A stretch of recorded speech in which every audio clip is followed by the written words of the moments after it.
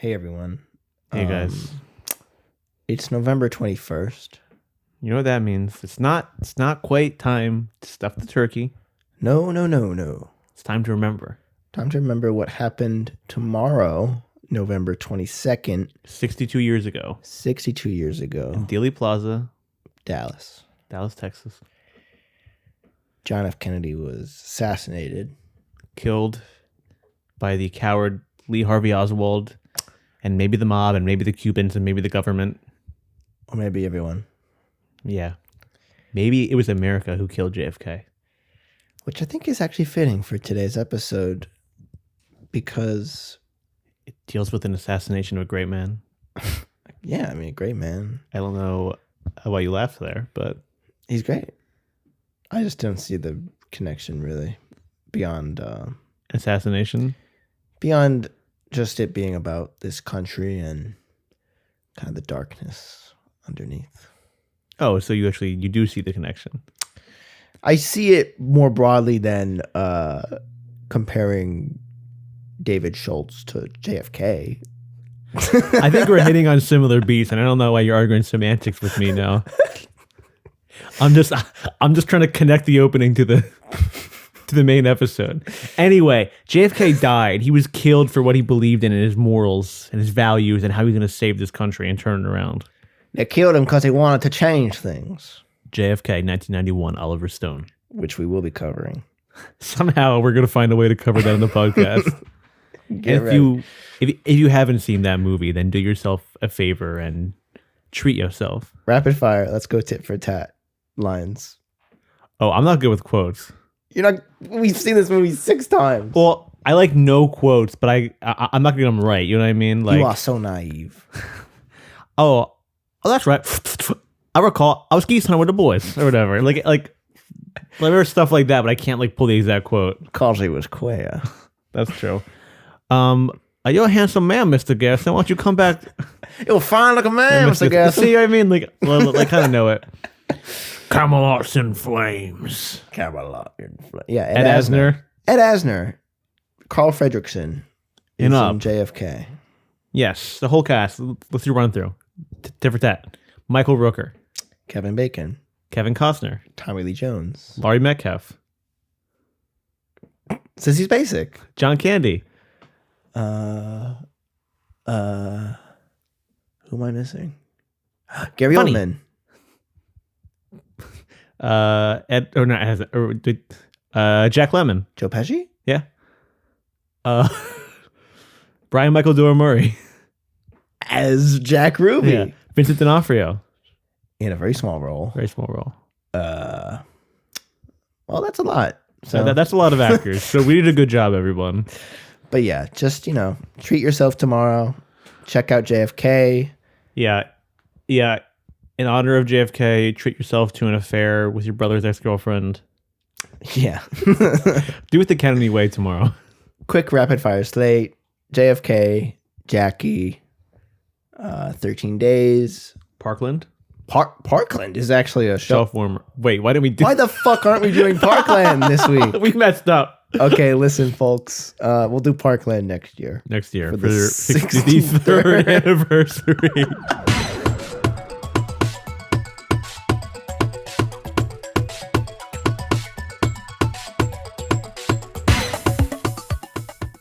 Welcome to Shelf Warmers.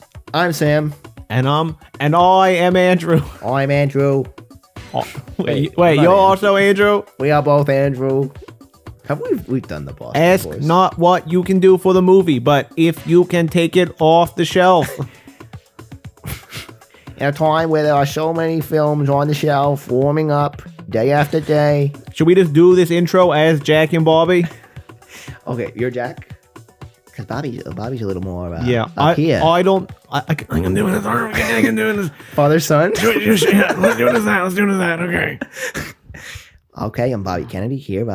This is the podcast where we watch and discuss movies from roughly 2012 to 2020. Also known as... I was just anticipating you doing this. Also known as the pump and dump period of Hollywood.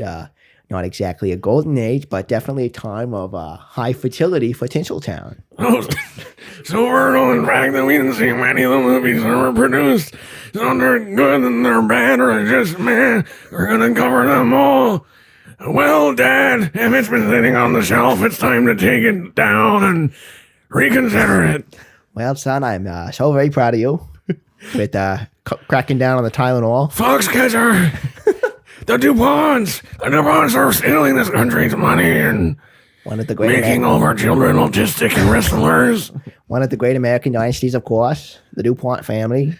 The du Ponts and the Kennedys are very linked. And the Sacklers. And I feel like I can... Yeah, so that's our show. We're covering Foxcatcher today. Yes, 2014. We've been pretty light and bubbly so far, but this is a very serious, dark movie. The downer of a movie. From 2014, as always, this is an American biographical thriller sports film. That's how Wikipedia describes it. I guess it is a sports film. I just gulped Brandon Wake. Sorry about that, Bash. Yes, it is a of sports course, our film. Lobster Bash has criticized our gulping. Yes, he is criticized for gulping, but that's because he is now a land dweller through and through. He's rejected the water. So the gulps remind him. Yeah, like it's triggering for him. Yeah. Like he starts getting real parched. That makes perfect sense. Yeah. Lobster Boy. This film is by Bennett Miller, Bennett Miller. who I believe only has three narrative feature films. Yeah, he's some docs, right? Too. He had a doc called The Cruise, which is about some New York City tour guide in 1998, which looks really interesting. Huh. And it's black and white. That does Pre sound 9/11.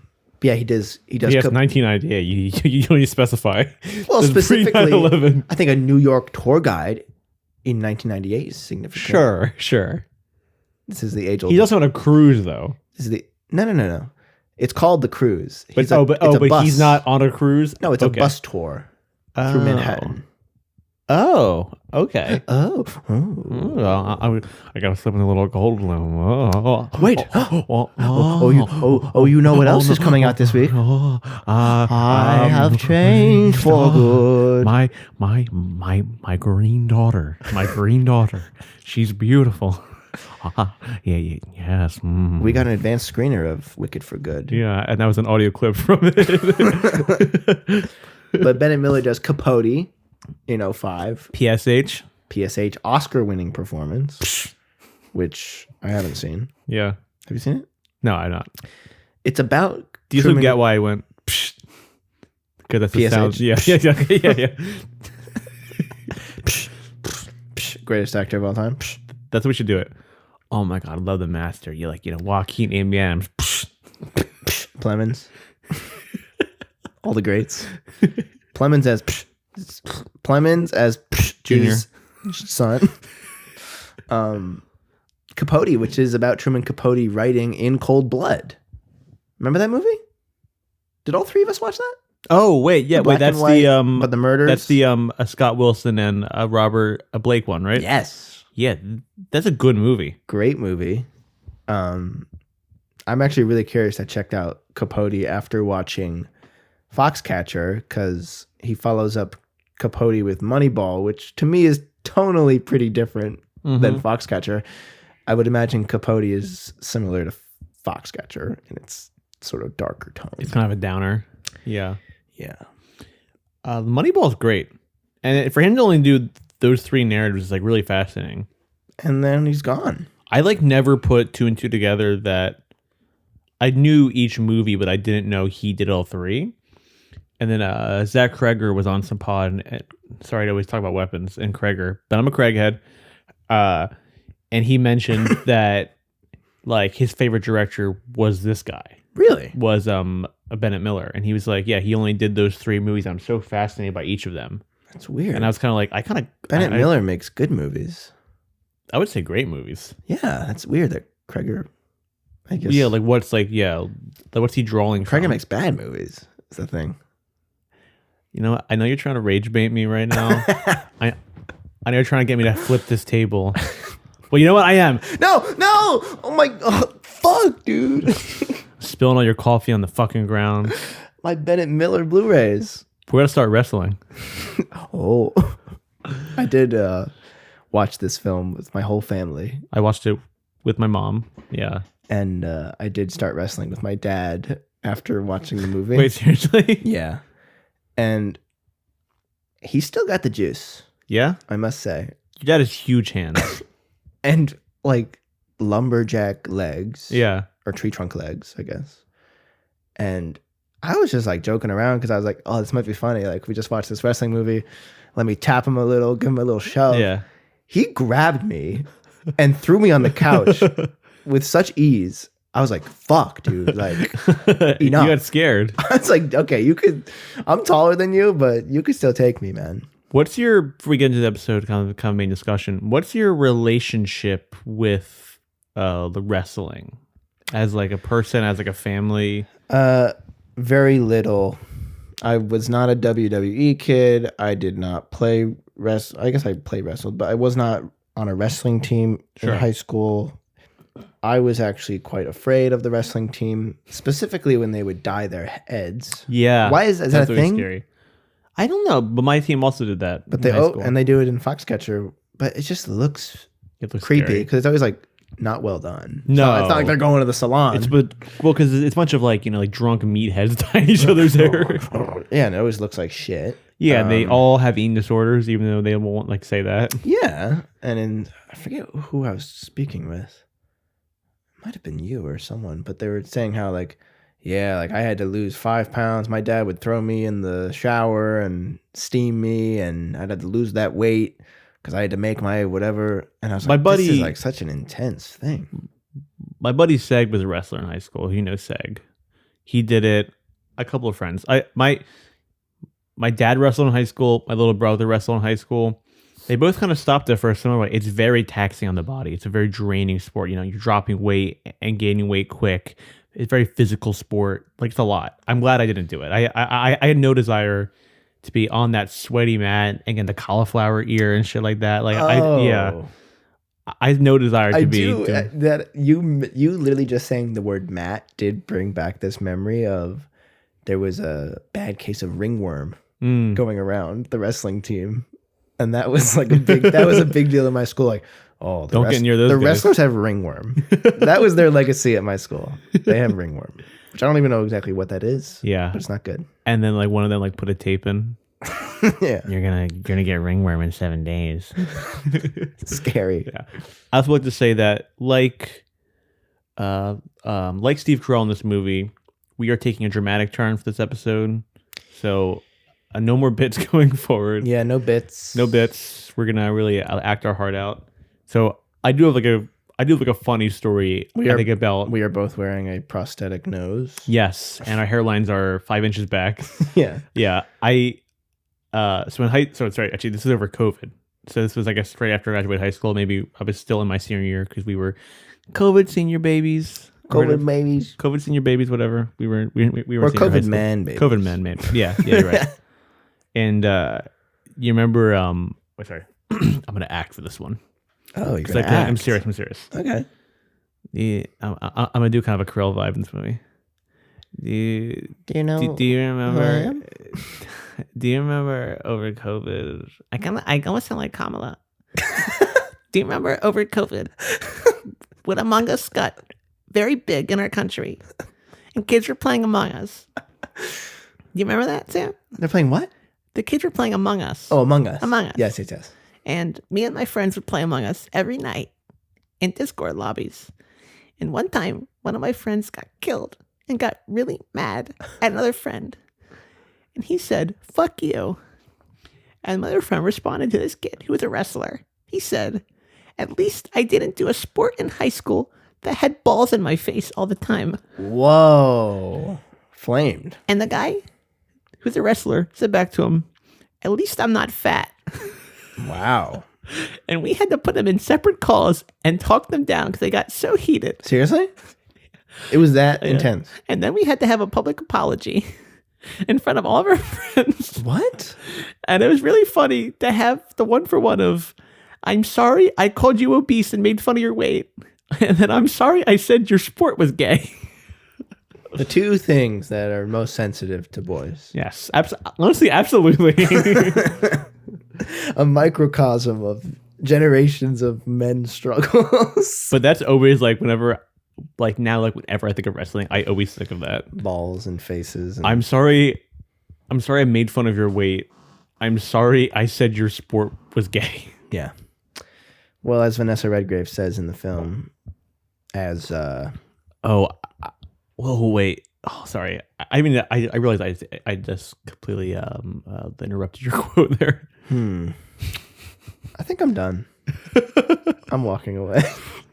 What are you gonna say? Well, because I was gonna pull the quote, but then I realized I couldn't pull the quote. She calls it a low sport. Low sport, yeah.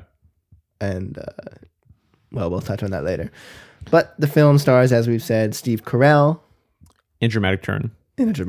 Classic comic actor doing drama. Channing Tatum and Mark Ruffalo. Who I feel like is one of our guys. One of our guys. Oh, he's fantastic. Before we kind of get too deep into the plot, I have a blind ranking of dramatic actors or comedic actors doing dramatic turns. Oh, I'm kind of curious what your what take is. Let's see. So how many are there? 5. Okay. Easy peasy. Okay. Jim Carrey, Eternal Sunshine of the Spotless Mind. Fuck. I mean, this is all time. No Oscar nom. No Oscar. You got snubbed for it. All right. Let's put Carrey at 2, because honestly, I don't know what could be better than that. Okay. William Murray, Lost in Translation. Oh, shit. I think got to give the edge to Carrey, but I love that movie. 3. Okay. Eddie Murphy in Dreamgirls. I haven't seen that. So 5. I was worried you hadn't seen that. Wait, do you want me to replace it No. for you then? Okay. You have backups? I had like one replacement, yeah. Okay. Well, yeah. Will Ferrell in the Pancake movie. Or sorry, the Pancake movie. And never mind. In what movie? Life of Itself, or fuck. Actually, can't remember the name 2? though. I can't remember the name of the other movie. Okay, but Will Ferrell, Anchorman 2. He did that. Oh, sorry. The Stranger Than Fiction. I haven't seen that either. Oh, okay. Then never mind. All right, let's put Will Ferrell in Anchorman 2 at number 5. We'll keep Eddie Murphy. Okay, at 5. He got an Oscar nom for that. I mean, that's a worthy. Hell yeah. It was monoculture to know that he was having his big comeback as his dramatic turn. He's had 2 comebacks. Yeah, he had a lot of comebacks. All right. Robin Williams, Good Will Hunting. I mean, this is iconic. Now that in my head, I was like, okay, there's comic actors doing dramatic, but there is like a handful that are iconic. Deep bench. As you've been saying. Let's put that at 4. Okay. I think you're going to be happy with number 1. I think so too. Adam Sandler in Uncut Gems. Yes! It was between that or Punch Drunk Love, but I think that what a tour de force in Uncut Gems, man. Especially with Marty Supreme coming out in a month. Yeah. Okay. Yeah. So Sandler over 1. That. Yeah, you have Adam Sandler 1, Carrey at 2 for Eternal Sunshine, Murray at 3 for Lost in Translation, Robin Williams at 4 for Good Will Hunting, Eddie Murphy at 5 for Dreamgirls. It's crazy. Those are the 4 definitive comic actors. Yeah. Yeah, literally. Yeah. And there they are. I would throw like Farrell in there too, but Farrell never really was able to achieve the heights of a dramatic role. Which is interesting. He's just goofy. He's goofy. I guess Lego Movie is pretty dramatic. Yeah, dark turn. I don't know how to talk to my son. That's as dark as he's going. Yeah. All right, cool. So yeah, so Carell does obviously do a dramatic turn as he's a great dramatic one of actor. the creepiest characters I've seen on screen in quite some time. He's scary in this. As John du Pont. John du Pont. Of the DuPont family, who DuPont Chemicals and whatever else they make. My uncle worked for DuPont for a long time. Oh, really? Yeah. Because South Jersey, PA type thing? Yeah. Well, yeah, he lives in Pennsylvania. Yeah. And then we also spent a lot of time at Longwood Gardens. Longwood Gardens, which is right Pierre outside DuPont. of, where is it? It's like outside of Philly. It's like 45 minutes from Philly. Yeah, and Pierre DuPont is I did a search. He's a distant cousin of John DuPont. I also pulled up the tree to see what the It's a big relation family tree was between a lot of inbreeding, probably. Yeah. Creepy white people. Yeah. Creepy rich white people. But we also like Pierre because we haven't done too much research on Pierre du Pont. But so he could be a bad guy. He's probably a bad guy. He was born in the 1800s. No, he likes flowers. But he loves flowers. So we always like to do a bit when we go there. Yeah, Like he's like Daniel Plainview. Yeah, we do the Pierre du Pont. Pierre du Pont. I'm a flower man. I'm a flower man. I do not have the time to bother myself in oil or chemicals Or even the family or business. poisons. I'm a flower man. I concern myself with the beauty of nature around me. So as we've gone to Longwood Gardens a handful of times, and Like a million times now. the lore gets deeper and deeper where Yeah. Pierre sort of struggles with his family identity of Yeah. being in chemicals, Poisons. poisons, and he struggles with his love for I got my doctorate in roses. the divine, flowers, Flowers. roses. Nature's beauty in front of me. Why would I want to be in a stuffy lab? I would never do that. So he has this whole garden. He has a greenhouse. Yes. We have And a wrestling team. his house. There are like creepy pictures around Longwood Gardens. That feel like Foxcatcher, yeah. I feel like I'll put an early Slate recommendation in the pod. Go to Longwood Gardens, Yeah. and then watch Foxcatcher because in Longwood Gardens there is a room, and it's like his office, Pierre's office, and there's an old school screen, and it's playing like a documentary from the 90s. Oh, yes, yeah. And it's like Longwood Gardens. A Founded place by- of beauty. A Place of Beauty by Pierre du Pont. Yeah. And it's identical to the kind of films that They're making Jean in du Pont Foxcatcher. is making. John du Pont is your mentor. Yeah. So the movie is a true story, obviously, about John du Pont Who's recruiting. a philanthropist. Yeah, there's a Yeah. good line later where he's like, I'm a philanthropist.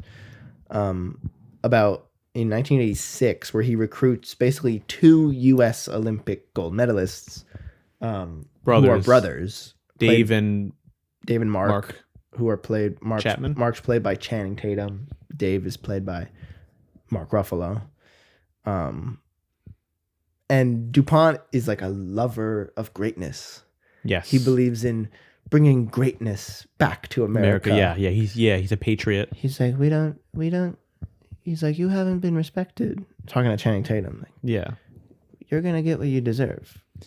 Yeah, and it's got this weird, like, he's like frankly, he's a soy boy beta cuck.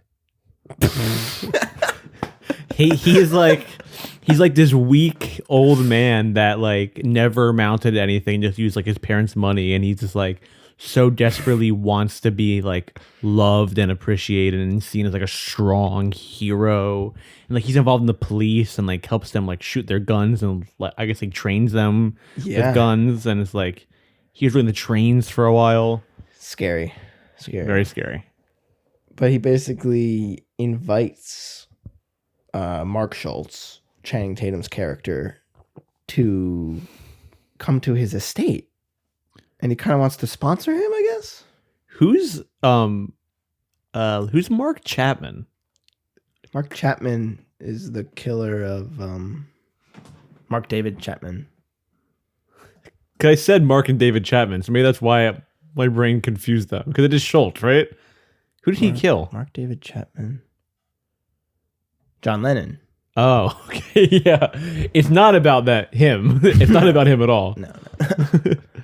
Yeah, so John du Pont loves wrestling for whatever reason. It's like his new hobby. I get the impression that he kind of has like a new obsession every few years, every couple months or something like that.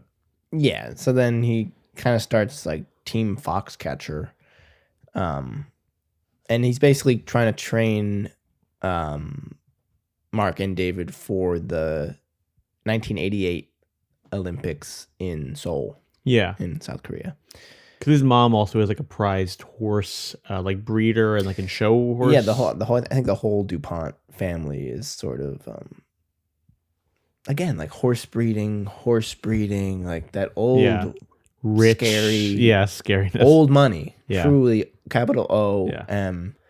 What are we gonna do today? I guess we'll send the dogs after a fox. Yeah, and we'll be on horses. And the movie opens with this really cool archival footage, footage of horses and dogs, and it immediately kind of unsettles you. You and I are definitely the fans of starting off a movie with archival footage. Aloha. I was just gonna say Aloha. Terrible movie, but great opening. Love an archival opening. And then we cut to Channing Tatum, and he's kind of the first character we're with in the movie. He's our protag. He's our protag, but he also kind of disappears. He does, and then I was thinking that he kind of shifts to Ruffalo at the end for a bit. So he's strapped for cash. He's doing a speaking engagement that Ruffalo originally was hired for, but he couldn't do. Yeah. And he's like not a great speaker. He's kind of a meathead. But the way his physicality in this movie is very impressive. He looks like a chimp. And he's even called like a dumb ape. Yeah, and he like has his like jaw out a little bit, like like how kind of primate does. I don't know if it was he definitely has prosthetic ears. Yeah. Ears. But I feel like he also maybe had like a mouthpiece or something. Something to it, yeah. To elongate his mouth and jaw. He definitely does look ape-like. Yeah, but he does like a fine job or whatever. Like, he's not a great public speaker. But the principal then like realizes that's not like Dave, it's him, Mark, and she almost wants to fight him on the $20 she's gonna give him. She's almost like okay, like I don't know, like it's such a funny beat and it kind of shows like how low he is. It's such a great way to kind of intro him there. And then he goes to some fast food place and gets a cheeseburger and eats it in his car. He goes to his house and like they shoot it in Pennsylvania somewhere. Yes. Yeah. And the production design of this movie is just incredible. I mean, it is the look of the school, his kind of blue jacket, his Olympic jacket, USA. Yeah. Being the only thing that really has color in that first part in this kind of dreary gray Pennsylvania world. He does a really great job of showing off just the weirdness of Pennsylvania. Pennsylvania can be like the most like beautiful place in America and also like the saddest place in America. And it does a really good job of showing like the diversity in the money and in like the terrain and like the colorfulness. And also it can be very rainy and like sad looking. I mean, the sun's out, it's beautiful. One I love is Never Really, Sometimes Always. Yes. Is a phenomenal looking, dreary, rainy PA movie. Mm-hmm. Prisoners kind of has this vibe. Absolutely. I don't even know if Prisoners is PA, but it has that Prisoners look. is PA, I believe. The Prisoners and Weapons are both PA too. Yeah, I like that. And especially in the 80s, we're in this Reagan era. There's pictures of Reagan all over the movie, which, I mean, is not unintentional. No, not at all. Really great kind of these old looking faces throughout the movie. Yeah. And I love I think Tatum is like genuinely like a generational talent. I think that like his comedic timing is genuinely up there with like Jim Carrey or Steve Carell. Yeah, he's funny. Like this is the end. Like the line reading that I always love is when he's like Danny McBride's the sex slave. Yes. And he's like, yeah, man, I butt fuck Channing Tatum. Channing Tatum, I call him, and Channing Tatum like takes the mask off and goes, yeah, or he goes like, oh, yeah, like I love him. I love him. And like, the way he just says that is like perfect. It's like a perfect line reading. My name Jeff. My name Jeff. And hey, you know what? He's the one good thing in Deadpool and Wolverine. Wow. Ooh, I'm about naming myself here. That's like true. that is a fantastic fucking way to do that character. That was good. Like he makes that movie like go from like a 0-star movie to a 1-star movie. Yeah, honestly.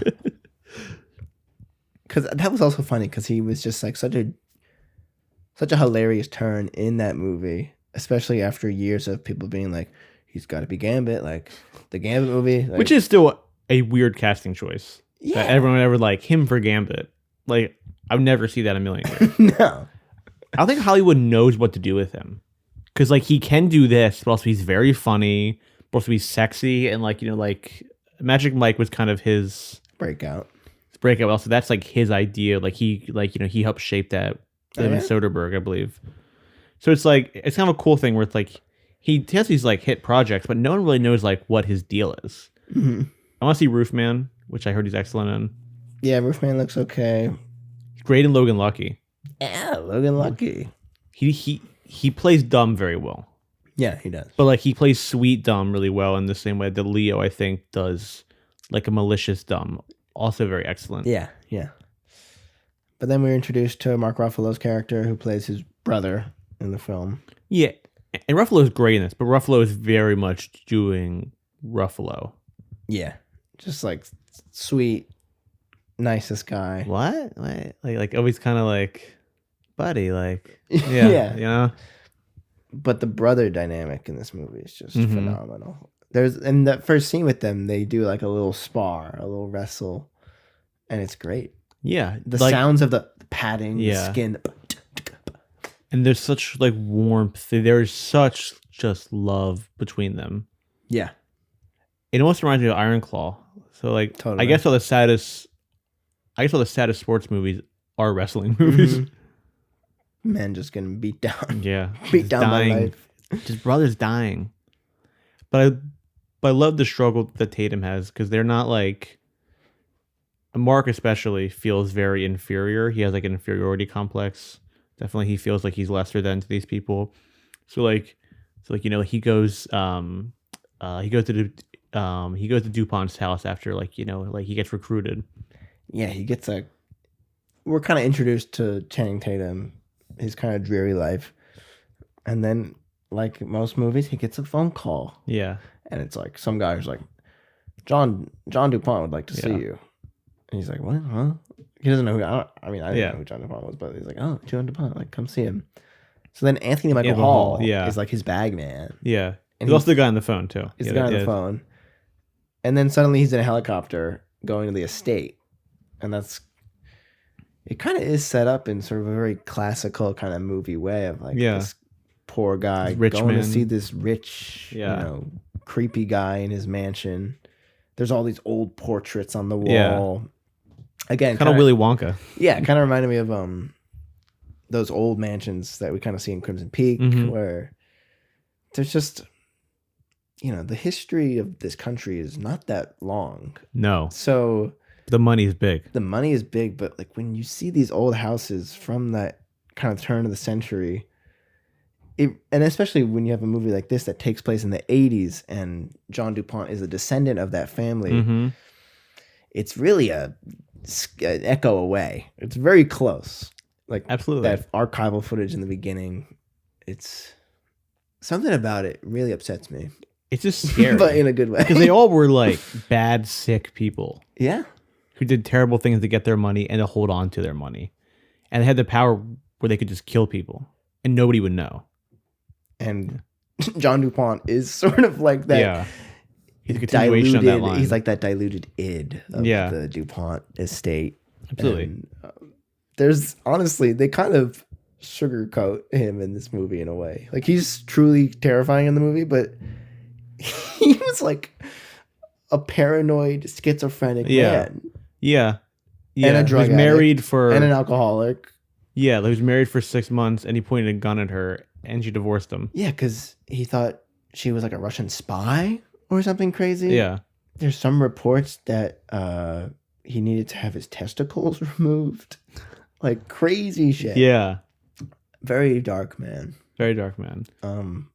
But But I love that like he's just I think it's better to portray him as like insecure and needy in this movie than as like a schizophrenic for the story purposes. yeah. 'Cause I love the power he has over Channing Tatum because we were saying like Channing Tatum's character Mark and David both came from like a bad upbringing. They were kind of the only people they had. Yeah. So they're like lower the totem pole and have been like, like rising up to the classes. But Channing Tatum, I think more so feels very insecure about his place in wealth and power. So like, he gets to the house, the DuPont Manor. He's like, like, can I use he says, can I use your commode or washroom? Yeah. Like he's trying to project that they have a certain class. Right. It's subtle. Yeah. It's good. And I think that Carell is kind of like taking him into this world of money and power. It's really fascinating to see like their psychosexual Totally. like relationship that they have together. And we see it kind of reminded me actually like Sunset Boulevard a little, Very much like Sunset Boulevard. where it's kind of like this warped, again, old money in Sunset Boulevard, old money here. And we kind of get that first scene between the two of them. And we finally see Carell in the makeup with the, I guess, the classic Oscar bait prosthetic nose. Yeah, a it la- didn't a take la away Bradlay from me. Cooper. Yeah. I It really think didn't take works. away from me. Honestly, it works for me because in the film, John du Pont is obsessed with birds and bird watching. Yes. And he almost has like this beak. Mhm. This beak-like nose. Yeah. Especially in profile, it's pretty gnarly to look at. It's almost like another character by Steve Carell. Gru. Gru. Banana. He does actually kind of look like live-action Gru in this movie. He does. But I was also thinking, God, I would love it if Channing Tatum had a little minion with him. Some of these scenes. I would actually like to see a live-action Despicable Me. Dude, that would look insane. Yeah. That would look so scary. I would love I think it. Carell would play Gru, right? Yes. Yeah. He's done the makeup before. Oh, yeah, he has. Yeah. But funnily enough, I was thinking about the Oscars from this year, and Birdman won Best Picture. Birdman, yes. But this movie could have been called Birdman Yeah, in that kind of absolutely weird, old way. And Birdman could have been called Foxcatcher. Batman 4. Yeah, true. Batman What if Returns. Birdman was just Michael Keaton playing himself? It's almost more interesting. Yeah. But then also you kind of have the you have the possibility of going into like the unbearable weight of massive talent kind of, True. where you're like, ugh. Like, yeah, like And we I guess know this Keaton's beat already. career wasn't really destroyed by Batman. No, I mean, like, it was and it wasn't. He was still like in Jackie Brown and like Multiplicity and shit like that. So he was still like still a working actor. Yeah. But we get this intro scene between Tatum and Carell, and Carell basically offers him this whole speech about America and how we don't treat our heroes with respect, and he wants to bring this country back to its former greatness. Mm-hmm. So there's definitely these themes of American exceptionalism. Because he's just like a child. Like he doesn't really understand what that means. Yeah. He's never been impressive. No. But You know- he wants to be surrounded by this greatness. I saw a parallel to him and this person I kind of know in real life. Like this person who went to school with, their older brother was like a deadbeat. Like I believe like he lived at home and didn't really do anything to amount to anything, and he became like a real estate agent.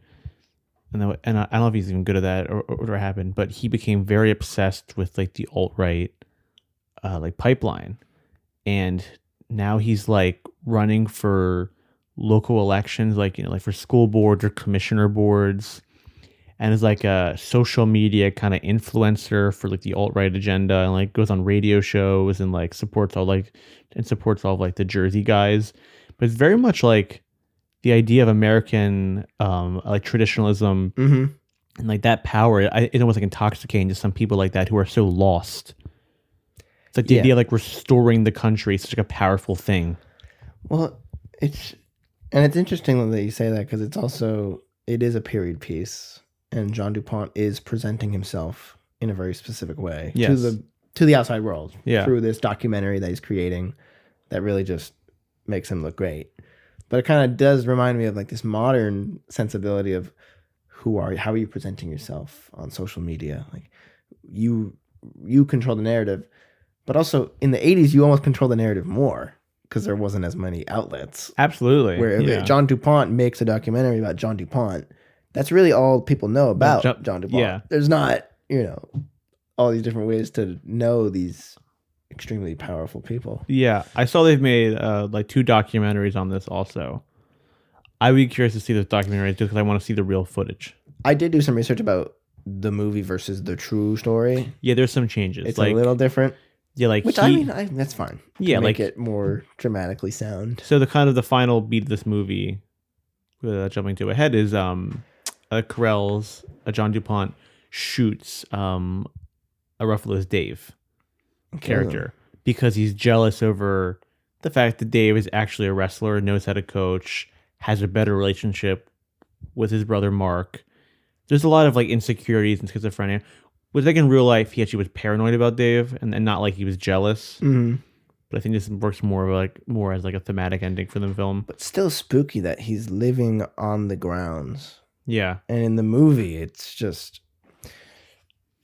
I knew that John du Pont was a murderer, Yeah. but I didn't know exactly what went down. But the whole movie, nothing that crazy happens. But no, it's like there's one like act of there's violence this at the end. building, this dread and Yeah. this uneasiness, and part of it is all this talk about America. And Mhm. he takes him to, I think it was Gettysburg or something, and he's like, Yes, all these people yeah. died here. Or Valley Forge is one Valley of those. Forge, Valley, yeah, that's what it was, Valley Forge. And it's just like there's something spooky about it. And at the end, he just like the shot of Carell's holding the gun is like startling. Oh my god, yeah. And it's just like bang, bang. Because he walks into the wrestling room earlier in the film holding the gun and just fires around into the ceiling. Yeah. There's these moments where he does kind of cut you're loose like, in a creepy way. okay. Like there's a moment after they go to some sort of U.S. trial for the Olympics. No. This is like the World Championship, so it's The World not. So it's not the. Not so the it's, trial? so it's not the Olympics. It's like a different type of championship. But yes, To qualify. No, because that happens down in Florida. Oh. Yeah. So it's the World Championship. Yeah. And yes. they win. USA versus Japan, I think. And they win.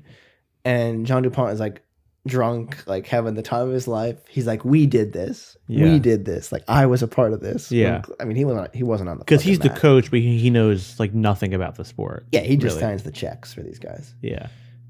And he like stumbles onto the ground. Yeah. And everyone's like, oh shit, John.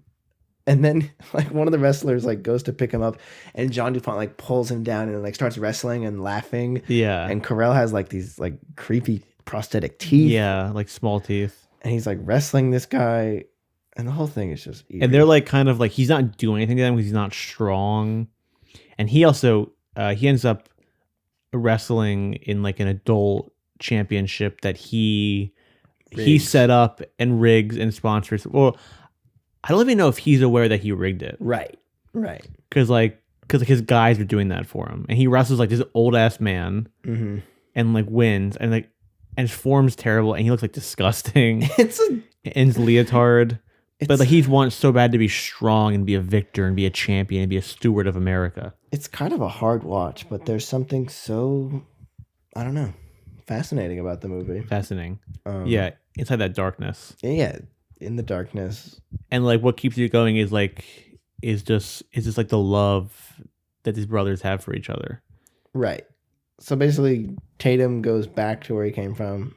Du Pont offers him to come stay with him and train for the Olympics. And Ruffalo's like, no. Yeah. Like, I kind of have my life here, my Yeah. wife, my kids. And he has a wife and kids. Yeah.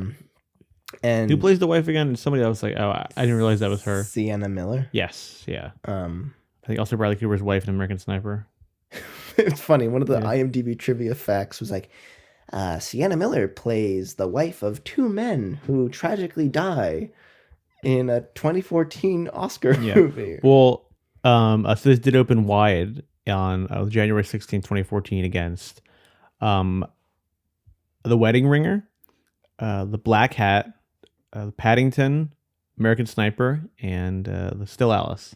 So very much a mixed Snapshot. Yeah, snapshot of that era. So then Tatum goes and stays at DuPont's place, and Anthony Michael Hall is back there. My dad was like, "Who is that?" I was like, "That's Anthony Michael Hall, Dad." It's so incredible that he aged like that. crazy. I love that he aged like that, and he looks like this gruff old guy. Evil dies tonight Evil dies tonight. Yeah, absolutely. in Halloween. Yeah. Halloween ends. Halloween kills. Kills. He was the middle part. I was having a little Halloween discussion at work, and I was trying to figure out which of the new Halloweens I had seen. It's probably I think one I and just saw two. the first two. I didn't see Halloween. I watched Halloween Ends kind of recently. I was like, this is kind of good, actually. Yeah, I saw you gave it 4 stars. Yeah, it's like kind of Back interesting. when you rated things. I don't rate things on Letterboxd anymore. Big ol' heart for Foxcatcher, Big fat heart. which it also almost doesn't feel appropriate. But he's shown to his like guest house, which is Yeah. just a full blown house, Yeah, bigger than anything, this Channing Tatum's character has ever seen. yeah, And Anthony Michael Hall hands him like a VHS, and he's like, "Here's here's some history on the DuPont. history on the DuPont, which is good for the viewer, but also you do buy that that's actually what would have occurred. Yeah, and we do, and we see this VHS film, The DuPonts, America's wealthiest family. Yeah. And it's just like, okay, here we go. Yeah. He's also like, I would stay away from the mom too. Like he's kind of giving them like a lay of the land here a little bit. Because almost all these people are like his yes men. And Hall is like not, he is a yes man, but also that's like the one like moment of like a real guy. Yeah, being like, it's a little fucking weird here. Like, you know? And when he first arrives, he doesn't see John du Pont again. And then he's sleeping. And there's like a knock at the door. And Carell, with his creepy ass face, is outside the guest house, just like, oh, I just wanted to see if you were settling in okay. And it's just like, Jesus Christ, dude. Well, yeah, there's also this really, like kind of we're talking about, like, psychosexual. Like, they're almost in love. Like, he's almost like his boyfriend a little bit. Yeah. Because, like, he dyes his hair and, like, he's, like, getting Carell drinks and, like, being there for him as, like, a friend and, like, but also, like, Carell sees him as, like, a mentor or the father figure. Mm-hmm. But then, like, they wrestle in the middle of the night together. And this is really awful shot of Tatum being, like, pinned on the ground by Carell. And he's, like, letting him do it. But Carell, it's almost like Carell's fucking him. Mm-hmm. And it's, like, Tatum looks uncomfortable. And it's just, like, really, like, weird shot of their dynamic. And it's, like, on the mat in the middle of this mansion in the middle of the night. Yeah, it's strange. And then there's the there's wrestling matches obviously in the movie, and we kind of see Channing Tatum's character with Mark Ruffalo after having had spent this time with DuPont. And even Mark Ruffalo can kind of tell like something's off with him, yeah, because he's just doing coke with DuPont. He's drinking a lot. He's not in the shape he was when he got there. Initially, you don't even really know about the drug thing. There's this whole big photo shoot with the two of them together, and they're like, you can tell Channing Tatum's like still kind of into it. But then there's this scene in the helicopter. Yeah. To me, it was one of the scariest scenes. Yeah. Where it's just cocaine, Mark. It's just cocaine. It's not going to kill you. Yeah. And Carell like snorts like fucking 4 lines of coke on the helicopter. And Channing Tatum snorts it. And you're just like, oh no. This is when it happens. This is when it all goes downhill. And because he's like, it's just like the weirdness of the rich people. Like, he doesn't have a job, but like he goes to these events and like speaks because like he's a philanthropist. Mm-hmm. So like he just flies to DC in a helicopter because that's like his event. Yeah, and like he calls him the Eagle. Like he wants to be called the Eagle. He's like, also, you don't have to call me Mr. DuPont anymore. You can call me, my friends call me Eagle or Golden Eagle. Or the Golden Eagle. Or Coach. Or John. Yeah. And then, Channing Tatum's coked up, gives the speech.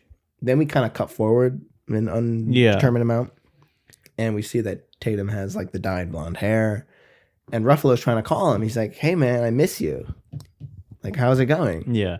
Because he's also very much living in his brother's shadow. Yeah. Mark's the younger brother. Mark is very accomplished still, but like Dave's the face of the operation. He started first. He's the more accomplished wrestler. Everyone loves him. So Tatum goes to Foxcatcher, I think, to kind of get out of his brother's shadow and start his own way of life, his own legacy. Yeah. So Channing shaves out the blonde hair. You kind of get the sense he might try and clean up a little. Then Ruffalo, like you said, comes and stays. And he joins the Foxcatcher team. Yeah. Joins Team Foxcatcher. Which instantly just fucks with Tatum's head because Tatum, I think, was like, this was mine and they still want my brother.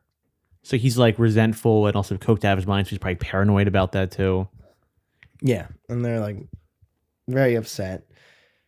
John du Pont positions himself as this kind of coach. There's a great scene where his mother, played by Vanessa Redgrave, is pulled into the Team Foxcatcher like gym. Yeah.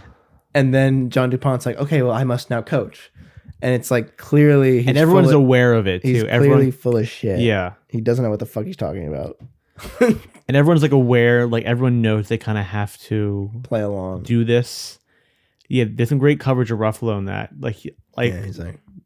I don't think they go to a close up of him in that, but you see him in the wide, and he's kind of like confused by what's happening, like and looking around and kind of like smiling, like this is weird, right? Yeah, and he kind of catches on. Ruffalo is the only one that, because everyone sees through his bullshit, but Ruffalo is the only one that's like, this is fucked up. Mm-hmm. Like he can be the one that says it. Like this is all very strange. Yeah, because he's a family guy. He's grounded in some way. Then I think after that we get the trials, right? And they go to Pensacola. It's like best out of 3 or something, and he kind of fumbles the first one. Yes, but then he comes back and wins the next 2 because he's all fucked up. Well, then he like feels really shitty after losing the first one. He like goes back to his room. He like binge eats. He eats all this fucking shit. Somehow gains 12 pounds or something insane. And then he loses it in 90 minutes. Insane scene, or I guess sequence. Yeah, of Ruffalo helping his brother out of this pit. Somehow, I mean, he pukes. He's on the like fucking site. What the fuck's it called? What's the bike that doesn't move? Just like the bike. The bike? Yeah, it's a bike. Yeah, but it doesn't move. It's like I refer to it as a bike. But it's a bike, but it's on sort of metal and it doesn't go anywhere. If a car was still like locked in place, you wouldn't not have a different name for it. You know what I mean? It's still a car. Bike. I mean, my dad says that because my dad does that for cardio. My dad's like, oh, I want to get on the bike now. But he doesn't go anywhere. Well, sometimes he does because he has a real bike. Real bike also outside of the bike. Yes, the bike at the gym. Okay. Yeah, but I'm glad we cleared that up. At that point, John du Pont is like trying to creep in, and Mark Ruffalo is like, "Hold back, dude." Yeah, because he can clearly. Again, a lot of this movie is extremely subtle. A lot of this stuff is not said. Yeah. But you can tell where it's like, just take a beat. Yeah. I don't think it's good for him right now. Really wants to talk to you. And he makes the weight. He wins the match. Yeah. And qualifies. It's a very silent performance from Channing Tatum. He never gets his big emotional outburst in terms of, well, he does in terms of binge eating, but not like, fuck off, John du Pont. Like, you're bad for me. Like, he just stops talking to him. And that's almost like very internal in the second half. Like that's almost like the more the powerful thing, because DuPont like loves to talk and loves to like be praised. So he just wants to get this answer out of this guy, and he like can't just communicate to him. Mm-hmm. And Carell is creepy. His mom dies. Yeah, and that kind of sends him into spiral. Then he's really kind of on his own. He's buying machine guns. He's buying tanks. Whatever the fuck. He starts producing this documentary. He starts, he cuts money. Money will solve all these guys' problems until he hits his breaking point. Yeah. He ends up cutting a deal with USA Wrestling. Yeah. And he's like, I will pay you like a $500K a year if the US team comes to Team Foxcatcher. Yeah, and trains. And like it's the elite place for you to train to be a wrestler. And then they start producing this documentary. It's like, I love all that stuff. Yeah. Of like fabricating this myth of this guy. Man. Yeah, yeah, and this is a great beat where the Ruffalo is being interviewed for the documentary in the gym. It's a cool setup where the gym. Also worth mentioning that the movie is shot by Greg Fraser. Yes, who is one of the greatest DPs working right now. And there's this old guy. His name is Doc. Who's playing himself? Oh, really? Yeah, that's cool. It's a great little one scene performance, and he's pretty much just trying to coach the Ruffalo to say that John du Pont is his mentor, and Ruffalo like can't say it. Like, that's Ruffalo's best scene. Yeah, like he's starting to laugh, and like he physically like it hurts him almost to say that John du Pont is his mentor. Yeah, he's like looking off camera. He's like, John du Pont is kind of a mentor to me. And he's like, could you just look in the camera? Yeah. And he's like, John du Pont is a mentor to me. Like so cold lifeless. And flat. Yeah. So it like John du Pont is this tragic figure. Yeah, very sad. I found this thing also was different too, was that he didn't get arrested immediately. He was locked in his house for days and it cut the power off. Yeah, they turned off the heat in the Pennsylvania winter. Yeah. And got him to leave the house, I guess to go fix the breaker or radiator, whatever the fuck it was. And they got him. Coked out of his mind, probably. Yeah. But he died in prison. Crazy. Ruffalo said that the cast and crew were so afraid of Steve Carell as John du Pont. And I think Bennett Miller was kind of like, don't talk to many people.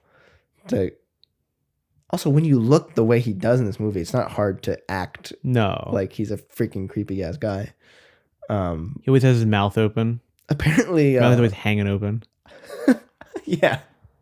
Apparently, the real John du Pont smelled really bad. And that makes sense. And people who knew John du Pont were on set and were like, that is perfect, except for the smell. Yeah. Like, for some whatever reason, John du Pont was a stinky ass guy. Which is also kind of creepy. It's really things I always think about. It's like, you're that rich. Like, get some cosmetic surgery. Take a fucking shower. Yeah. You'll be a little bit... Also, you hire a personal trainer, so you're not fucking like this a grotesque old man with a bird beak, you know what I mean? Yeah. But it is a great turn from Carell. He does kind of carry the movie. I was trying to think of other movies where it's like a three-hander. Where like three prominent roles. The Night Before. The Night Before. I don't know why that's the one that came to mind. It's kind of Train Spotting, but that's also more of a four-hander, I guess, now. No, yeah, like Train Spotting is a four-hander. Because like Channing Tatum does kind of disappear towards the end. So it's pretty equal. What is another three-hander? Yeah. Without a Paddle. Without a Paddle. Seth Green, Dax Shepard. Broadcast News. Yeah, absolutely. Totally different movie. Terms of Endearment's kind of a three-hander. Oh, no, that's also a four-hander because Jack. Yeah. Jack. John du Pont. John du Pont. I want to wrestle. Ooh. Oh, yeah, the Sienna Miller thing.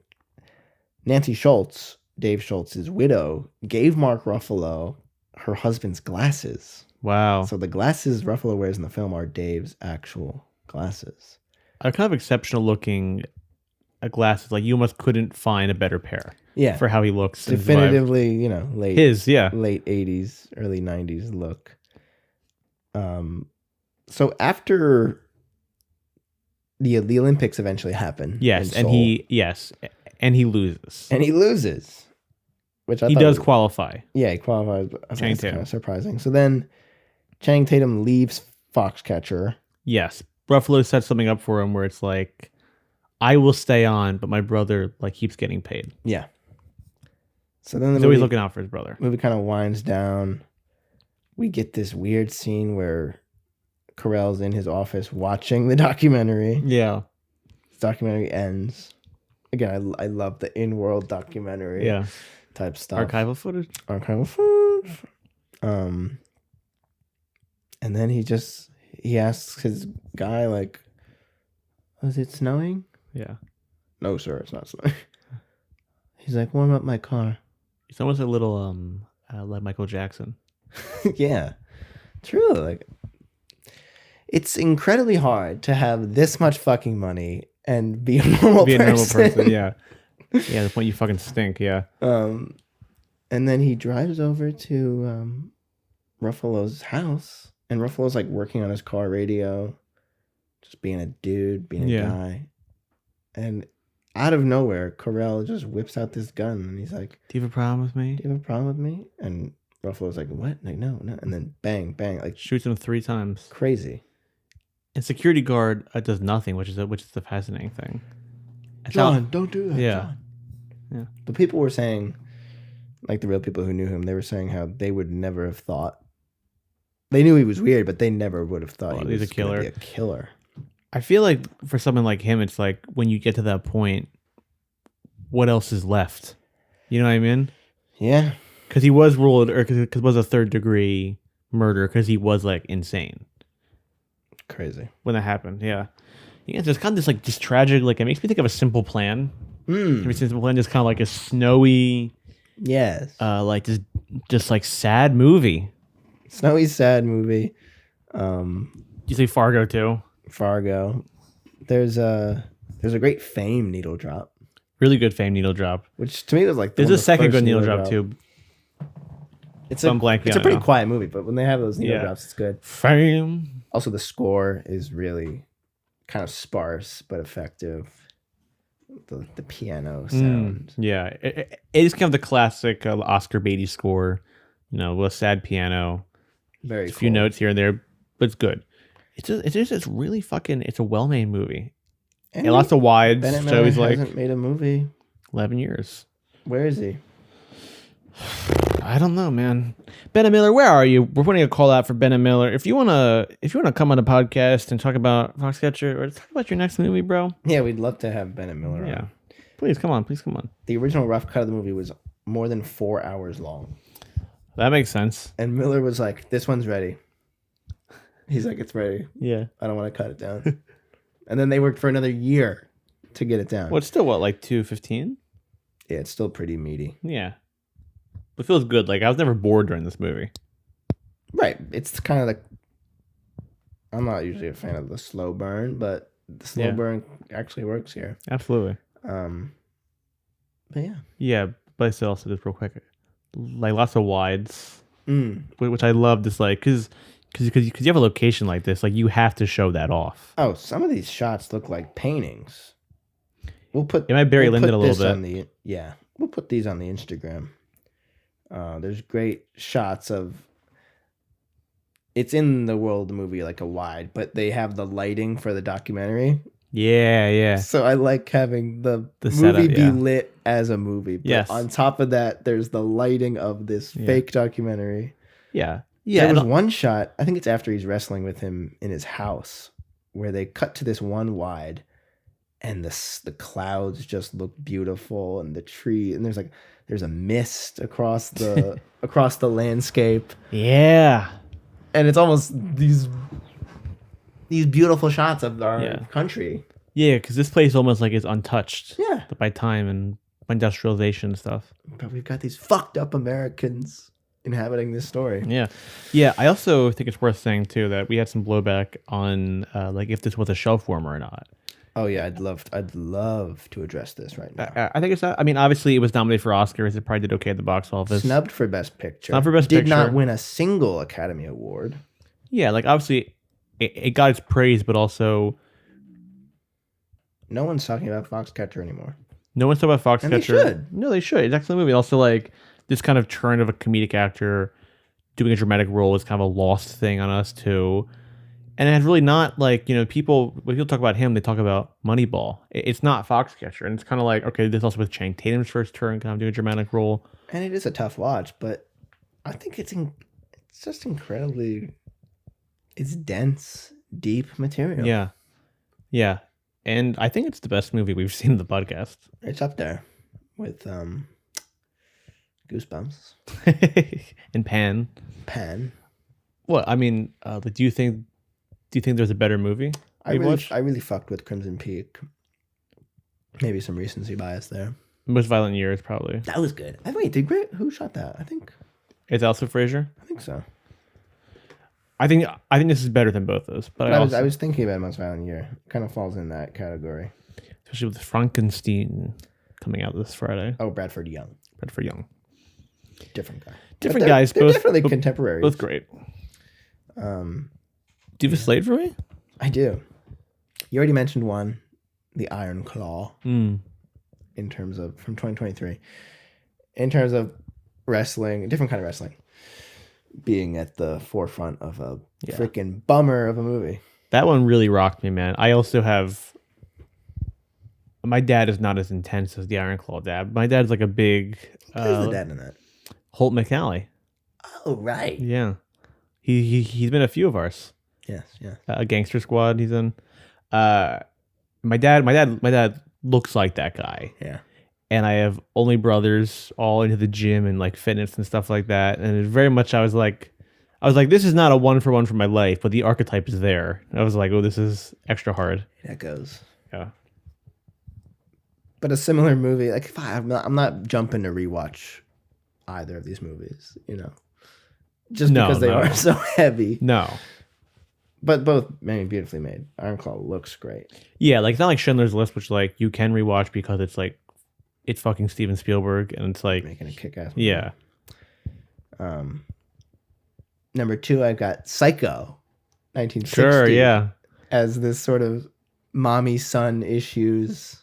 Also, there's a bird motif in Psycho. Absolutely, yeah. It's also in Foxcatcher.